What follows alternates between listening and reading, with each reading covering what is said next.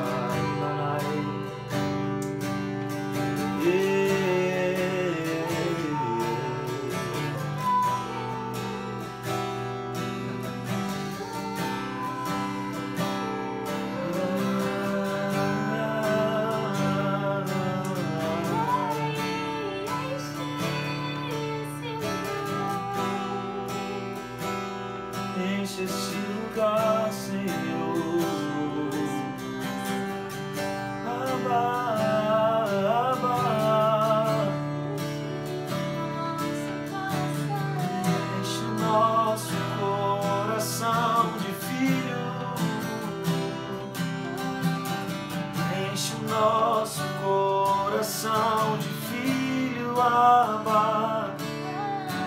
Batiza-nos com o batismo de filho, herdeiros de Deus, cordeiros de Cristo Jesus.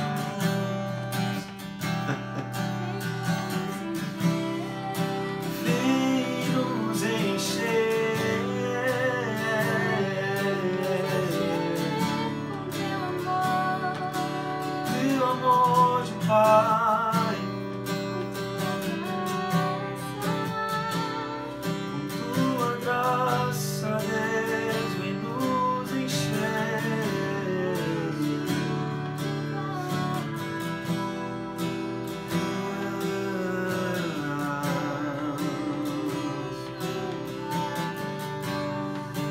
Enche os nossos corações.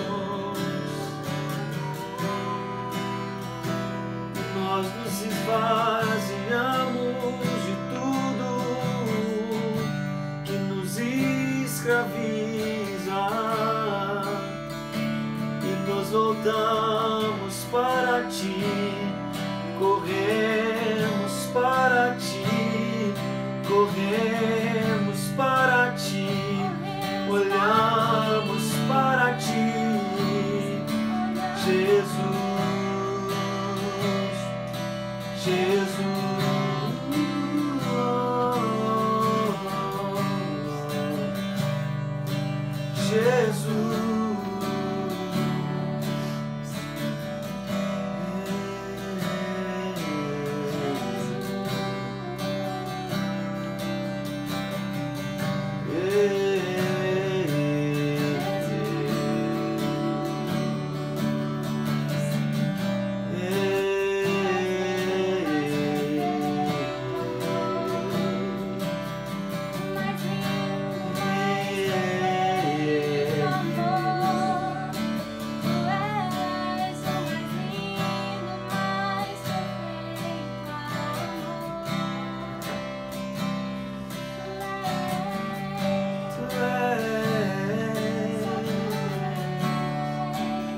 Apresenta-nos como tu és, revela-nos como tu és, para te adorarmos, Deus, para te contemplarmos, Deus, contemplarmos, Deus, na tua majestade. Vem, revela-nos, vem, revela-nos, vem, revela-nos, revela-se a nós.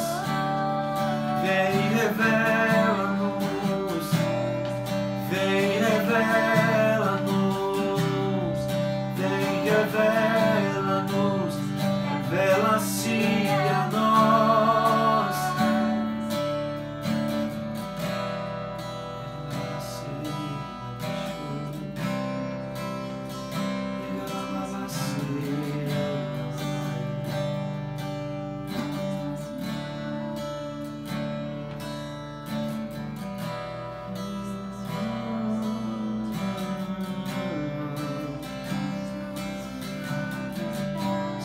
Que você pode cantar aquilo que você quiser para Ele. Na verdade que é o momento em que você pode se tornar a canção dele, se torne a canção do amado agora. Perca o controle para Ele. Somente perdendo o controle para Deus é que nós conseguiremos andar dentro daquilo que Ele quer para nós.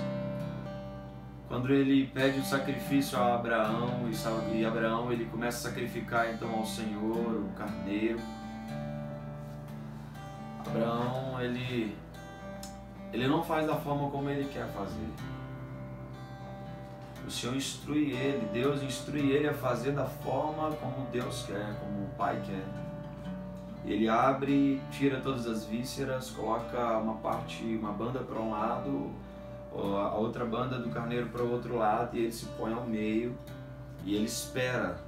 Isso mostra para nós que, além de não ser da nossa forma, também não é do nosso tempo, que o Senhor ele vai vir e se manifestar a nós, vai vir transformar e comer aquilo que nós estamos preparando e aquilo que nós estamos oferecendo. O fato é que, mesmo que não seja da nossa maneira e nem do nosso tempo, mas o importante é fazer a vontade de Deus, a vontade do Abba, a vontade do Pai. O Novo Testamento ele vai ser bem claro, as palavras em que o próprio Jesus vai dizer que é melhor agradar a Deus que os homens. Então nós precisamos parar de nos preocupar com os homens e começar a nos preocupar com Deus. Não que Ele precisa da nossa preocupação, mas essa preocupação ela é nossa, para nós, por causa de nós mesmos, porque se nós não nos preocuparmos com aquilo que nós vamos oferecer a Deus, nós vamos oferecer qualquer coisa. Levítico ele vai dizer de uma forma muito clara para nós e objetiva: se fôssemos oferecer um sacrifício ao Senhor, fazei-os de forma que sejamos aceitos. Nós não podemos de forma alguma apresentar ao Senhor qualquer coisa, porque Ele não vai aceitar qualquer coisa. Não é à toa que Abraão, então, ele sacrifica da forma como Deus quer, ele espera o momento em que Deus ele vai descer e ele vai lamber o sacrifício. É da forma dele, não é da nossa forma. Então, quando a gente vai cantando essa canção e nós ministramos "Me leva à sala do trono", a gente está falando "Me leva a um lugar de sacrifício". A maioria de nós cantamos essa canção é só mais um momento de intimidade que nós vamos ter com Ele. Mas é um momento de intimidade. A gente tem que entender que a vontade é boa, agradável e perfeita. Ela vai se tornar perfeita no momento em que nós nos tornarmos o sacrifício. Enquanto nós não nos tornarmos o sacrifício, a vontade ela não vai ser perfeita. Jesus ele só teve um sacrifício, ele só teve a sua totalidade aceita em termos de sacrifício em ação a Deus quando ele se tornou o sacrifício. Quando ele foi o sacrifício, quando ele se fez a vontade perfeita. E essa vontade perfeita é Ele que é para mim, para nós e para a sua vida. Não adianta nós nos tornarmos a nossa vontade, não adianta nós fazermos aquilo que nós queremos fazer, porque Deus não vai aceitar da forma como você quer, no tempo que você quer, do jeito que você quer, com as pessoas que você quer. Não é assim. O Senhor ele vai usar você no tempo dele, da forma dele, com as pessoas que Ele colocar no teu caminho e que vão se conectar a você. A gente estava falando sobre filhos, sobre paternidade, e a gente vem falando sobre isso há algum tempo. Já tem alguns meses que eu venho ministrando sobre isso. E paternidade, quando a gente fala isso, a gente vai ver que a falta da paternidade é uma das principais causas, né, das confusões, da corrupção, daquilo que nós não temos conquistado em Deus. O bloqueio que nós estamos tendo para atingir a Deus, isso vem porque nós não estamos sendo destinados a isso. E a falta de paternidade, eu não estou falando somente de um pai físico. O pai físico, é óbvio, ele é importante, o seu pai biológico, ele também te dá destino, mas eu estou falando de um destino no âmbito espiritual. Naquilo que é importante para você, para o cumprimento do propósito que Deus tem para a sua vida, para a minha vida, para a nossa vida.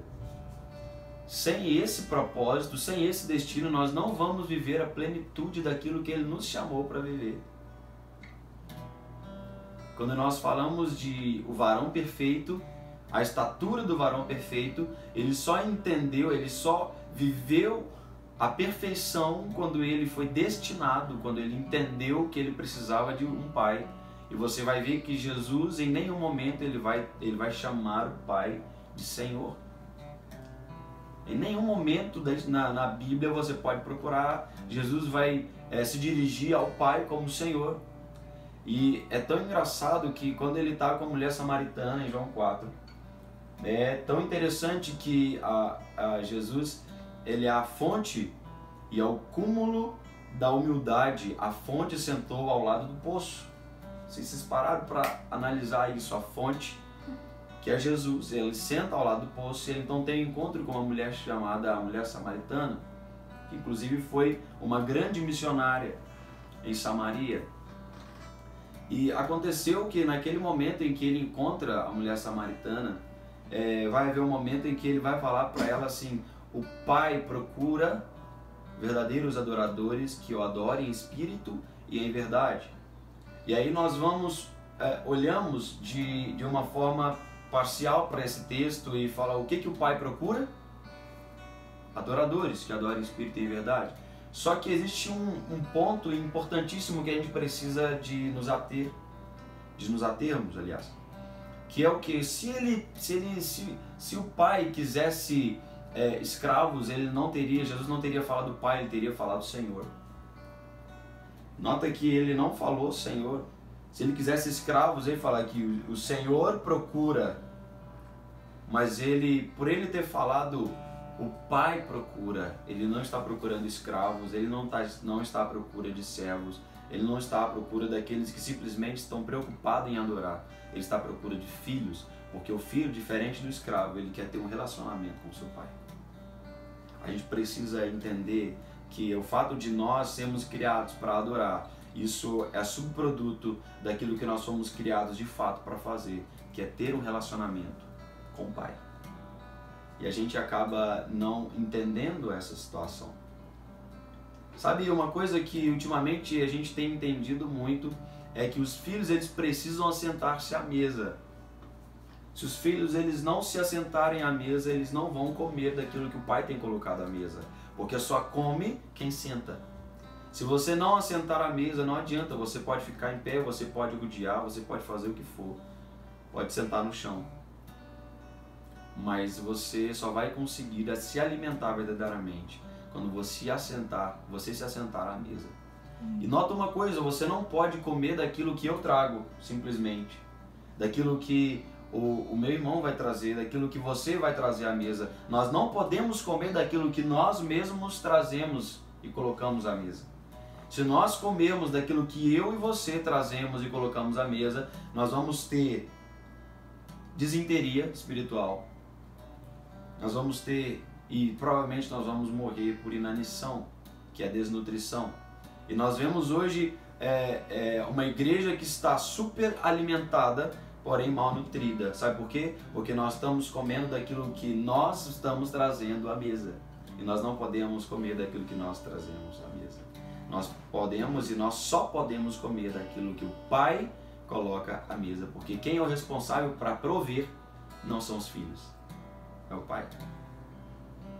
Isso nós precisamos de entender.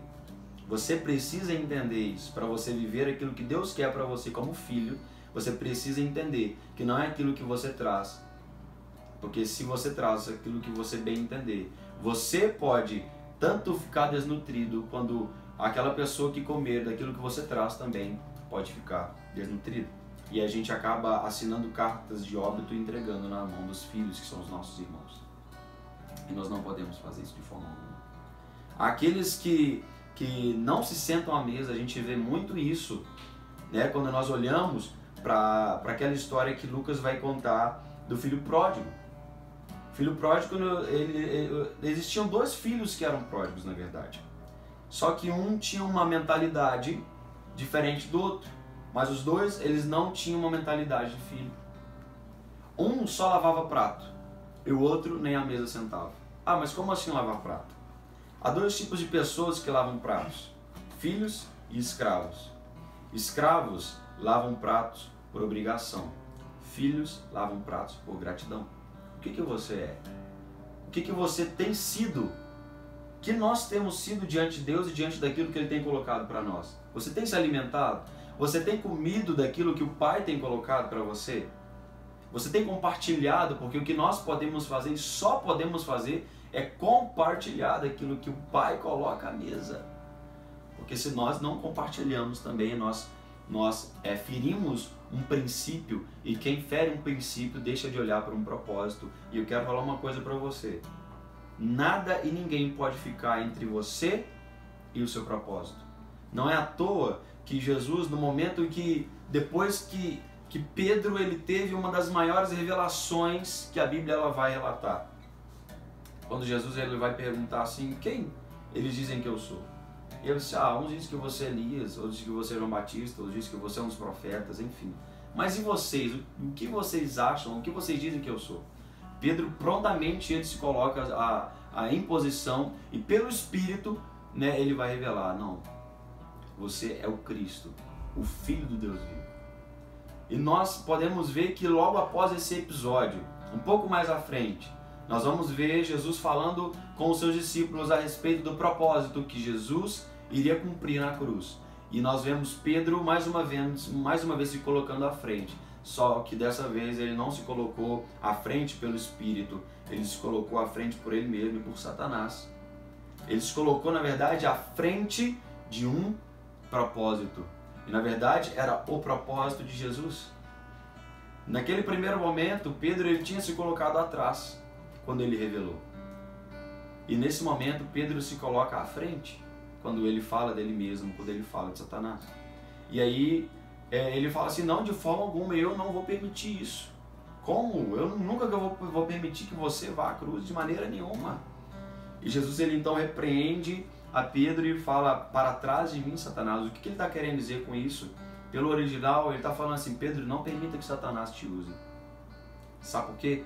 Porque aos filhos, nada pode ficar entre você e o seu propósito. E é por isso que Jesus vai dizer para Pedro assim, para trás de mim, Satanás. Porque ninguém pode ficar entre você e o seu propósito. Entenda, nós não vivemos por aquilo que as pessoas simplesmente falam de nós. Nós vivemos por aquilo que foi profetizado a nosso respeito. Por isso que nós falamos que Jesus ele não andou por cima das águas, ele andou por cima da palavra. E os filhos, eles não andam por cima das águas, eles andam por cima da palavra. O verdadeiro filho, ele anda em cima da palavra. E o que é a palavra? É o alimento. É o pão da vida. É aquilo que Jesus tem trazido, aquilo que o Pai tem trazido e colocado à mesa e nós como filhos temos compartilhado. Em nome de Jesus, não permita que Satanás roube de você essa semente. Não permita que Satanás impeça você de cumprir o seu propósito. Entenda que nós não podemos viver segundo aquilo que o homem diz, mas segundo aquilo que foi profetizado, porque todo homem de Deus e toda mulher de Deus, ela é profetizada, ele é profetizado. E se você ainda não foi, se porventura você ainda não foi profetizado, eu profetizo sobre a sua vida em nome de Jesus, que você vai andar em cima da palavra e sobretudo em obediência à palavra de Deus, porque somente um filho obediente é que cumpre o propósito que o Pai delibera e libera para os filhos. Não há como nós vivemos em cima de uma palavra se nós vivemos de forma desobediente.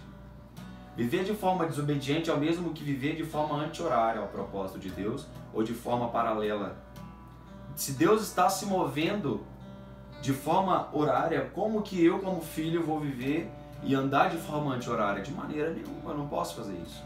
Eu preciso viver no epicentro daquilo que Deus está fazendo e cooperando, porque não precisa de se iniciar mais nada, tudo já foi iniciado. E que nós precisamos agora é dar continuidade, ou seja, é fazer parte, os filhos fazendo parte daquilo que foi iniciado um dia através de Deus, através de Jesus. Algo que é muito interessante para vocês e que o Espírito Santo estava falando ao meu coração sobre a acessibilidade de Jesus.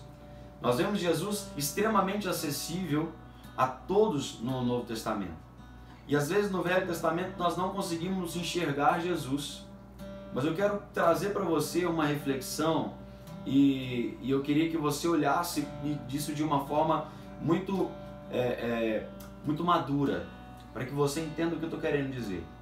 Quando Adão e Eva eles foram colocados, criados, foram formados no Éden, e então Deus ele vai apresentar todas as árvores, tudo aquilo que o homem e a mulher iriam dominar, governar. E há duas árvores que Deus ele faz questão de chegar até elas, especialmente mostrar e falar das perfeições e falar do que era bom e o que não era bom. E Deus então ele vira para Adão e fala assim: eles têm duas árvores aqui, Adão e Eva. Eles têm duas árvores aqui. Essa é a árvore do bem e do mal. Dessa não comereis. Essa é a árvore da vida. Ponto. Ele não fala que nós não podemos comer da árvore da vida. Só que nós, por uma natureza, né, que se deixou levar pelo pecado, nós então, através de Adão, nós vamos lá e comemos, né, da árvore do bem e do mal. Só que é interessante uma coisa, que por que eles não olharam para a árvore da vida e o que ela simbolizava lá no Éden? É justamente Jesus. Jesus era a árvore da vida que estava no Éden. Ele era a árvore da vida, tanto é que no Novo Testamento ele vai dizer que ele é a árvore e nós os ramos. Entende? E nós olhamos para o Velho Testamento e em alguns momentos nós não conseguimos enxergar Jesus. Entenda, ele estava desde o princípio. Todas as coisas foram criadas pela palavra e a palavra é Jesus. No princípio era o Verbo e o Verbo estava com Deus e o Verbo era Deus. Ele, Jesus.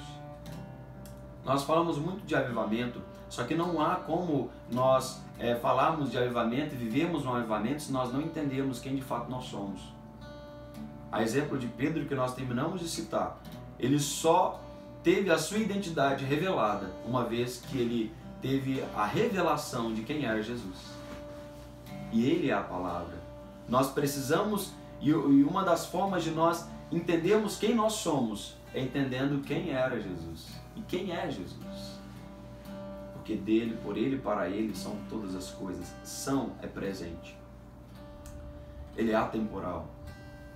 Então eu queria trazer essa reflexão para vocês nesta noite, nesse momento, para que nós, diante de um avivamento que está para surgir, nós possamos nos movimentar da forma correta. Até porque avivamento não é quando eu me movo. O avivamento não é quando os filhos se movem. O avivamento é quando o pai move os filhos. Isso é avivamento. Então, se você está se movendo segundo aquilo que você acha que é bom, para um pouco, cuidado. Às vezes você não está representando um avivamento, apenas um movimento. De movimento o Brasil já está cheio. O que nós precisamos de fato é de avivamentos, é de profetas, homens de Deus e mulheres de Deus que vão chegar e pela palavra, que é Jesus, vão transformar o ambiente. Nós precisamos entender quem você é. Você precisa entender quem você é. Como eu disse lá anteriormente, logo no início da palavra, para você viver na plenitude daquilo pelo qual Ele chamou você para viver. Efésios 4. E Ele deu uns para apóstolos, outros para profetas, outros para pastores, outros para evangelistas, outros para mestres. 5 ministérios. Qual é o seu ministério? Como filho, o que te representa ministerialmente? Porque ele fala sobre o aperfeiçoamento dos santos na obra do ministério. É um ajudando o outro. Porque isso também representa avivamento, unidade. A glória de Deus, ela não vai vir sem unidade. A glória de Deus, ela só vai se fazer presente. E nós vamos ver várias teofanias e até mesmo aquelas manifestações lindas dos filhos quando nós realmente estivermos unidos. E nós podemos tirar isso pela adoração. Quando nós adoramos a Deus na individualidade, Ele trata em nós o caráter dele. Isso é importante. Só que ainda não vem a glória. A glória vem quando nós adoramos a Deus na coletividade. Porque a glória ela não é para um, porque um não é nada. Ninguém é nada sozinho. Nós somos igreja quando nós nos unimos como igreja. Quando nós nos juntamos, aí sim se faz jus ao nome igreja. Então, amados, isso é importante nós entendermos para que nós possamos permitir que Deus nos mova da maneira como Ele quer, não da maneira como nós queremos nos mover.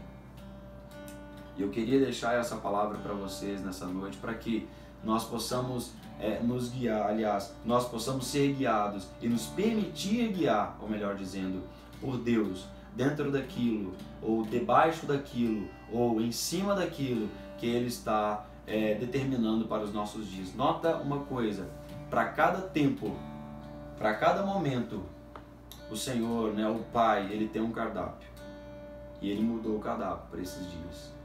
Tá? O cardápio para esses dias, o Senhor, nosso Abba, já mudou. Não é aquilo que nós estávamos comendo. Nós não podemos viver daquilo que nós vivíamos, daquilo que os nossos pais viviam. Não. Nós vamos viver na unidade para que a glória venha, mas com base e nos alimentando daquilo que o Pai tem colocado à mesa nesses dias. Não adianta você guardar o alimento, é como o maná. Não adianta você guardar o maná de ontem para hoje, porque ele vai estragar. E se você comer, você da mesma forma vai ter desinteria, vai ser isso, vai ser aquilo. Não, mas a palavra dele é uma só não, beleza, eu entendo isso. Ela nunca volta vazia. Só que ela não volta vazia ontem. Hoje é uma nova palavra. Hoje é uma nova revelação. E hoje é um novo posicionamento. Por isso que eu escolho, eu me posiciono. Não adianta nada eu escolher e não me posicionar. E não adianta nada eu não escolher nada e me posicionar. Eu preciso de escolher e me posicionar para que eu possa viver dentro daquilo que o Pai quer para as nossas vidas nesses dias e para que a nossa geração seja uma geração que encontre ainda mais o coração de Deus e viva mais em direção ao propósito, né? Olhando ao propósito, esquecendo das coisas que para trás ficam e prosseguindo para aquelas que estão diante de mim. É isso que nós precisamos fazer como filhos. Tá? Deus abençoe vocês, em nome de Jesus.